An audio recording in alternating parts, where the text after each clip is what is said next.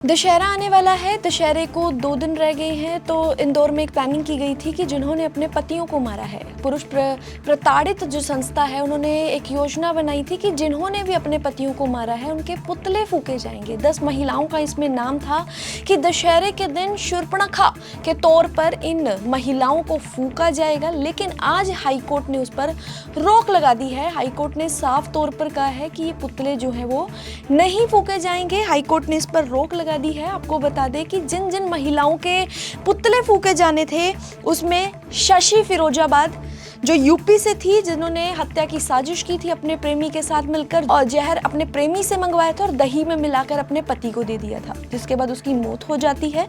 उसके बाद नाम आता है रविता, जो मेरठ से है, यूपी से।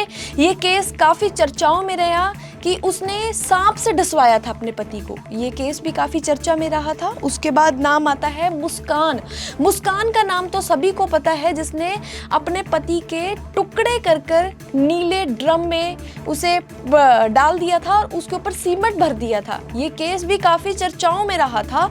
उसके बाद नाम आता है हर्षा कुचामन, जो राजस्थान की है, जिन्होंने क्या किया था कि अपने पति को, देवर को, सास को पुलिस वालों से थाने में बाल घसीटकर पिटवाया था, और जिसके बाद उसके पति ने हिंसा से प्रताड़ित होकर जो है फांसी लगा ली थी। ये केस भी काफी चर्चाओं में रहा था। इसके बाद नाम आता है सूचना सेठ, बेंगलोर से है, जिसने अपने 4 साल के बच्चे की पहले हत्या की और उसके बाद उसको सूटकेस में पैक करके गोवा में छोड़ दिया था। इसके बाद बड़ा चर्चित एक और केस सामने आया, जिसमें था सोनम रघुवंशी ने अपने प्रेमी के साथ मिलकर हनीमून के लिए वो अपने पति के साथ गई थी और वहां पर अपने पति की हत्या कर दी थी।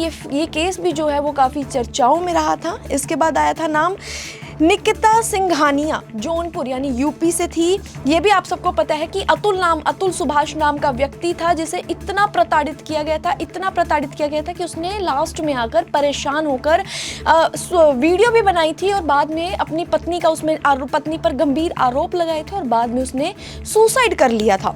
इसके बाद नाम आता है हंसा देवास का, जिसने अपने पति को करवा चौथ वाले दिन मायके पे बुलाया और उस पर एसिड अटैक कर दिया था। ये वाला केस भी जो है वो काफी चर्चाओं में रहा था। इसके बाद नाम आता है सुष्मिता द्वारका, दिल्ली से थी, जिसने अपने पति के साथ प्रेमी के साथ हत्या की प्लानिंग की थी और पति को 15 जो है नींद की गोलियां दे दी थी, जिसके बाद उसके पति की मौत हो गई थी। इसके बाद नाम आता है चमन उफ गुड़िया। ये भी आपको केस पता होगा, जिसने अपने प्रेमी मोनू के साथ मिलकर जो है अपने पति की हत्या कर दी थी और टाइल्स के नीचे जो है अपने पति को दफना दिया था। टाइल्स के नीचे अपने पति की जो शव था उसको दफना दिया था। जिसके बाद लास्ट में आती है प्रियंका, यूपी से लड़की औरत थी, जिसने 4 बच्चों को नदी में डुबाकर बच्चों की हत्या कर दी थी और ये उसने अपने आशिक के साथ मिलकर किया था। तो ये महिलाओं के जो पुतले हैं वो जलाए जाने थे इस दशहरे पर, लेकिन अब हाईकोर्ट ने इस पर रोक लगा दी है। बता दें, शूर्पणखा के पुतले के दहन पर रोक के बाद संस्था पौरुष हाईकोर्ट के सिंगल बेंच के फैसले के खिलाफ डबल बेंच में जा सकती है। इसलिए इसे लेकर संस्था ने आज यानी रविवार शाम बैठक बुलाई है, जिसमें पदाधिकारी मिलकर डबल बेंच में जाने सहित अन्य विकल्पों पर चर्चा करेंगे और निर्णय लेंगे। संस्था बगैर सिर के पुतले के दहन पर भी विचार कर रही है। बता दें, संस्था पौरुष ने साल 2023 में भी एक राक्षसी का पुतला जलाने की कोशिश की थी, पर वो सफल नहीं हुई थी। उस समय संस्था ने दहेज के झूठे केस जो लगे थे, पत्नियों द्वारा लगाए जा रहे थे, प्रताड़ित किए जा रहे थे, भरण पोषण, पत्नियों के जो अवैध संबंधों को लेकर पुतला बनाया था। उस समय भी जो है मध्य प्रदेश में चुनाव आचार संहिता प्रभावी थी और इस मामले को जो शिकायत है वो चुनाव आयोग से हुई थी। आयोग के निर्देश पर पुलिस हरकत में आई थी और दहन से पहले जो है पुतले जो है जब्त कर लिए गए थे।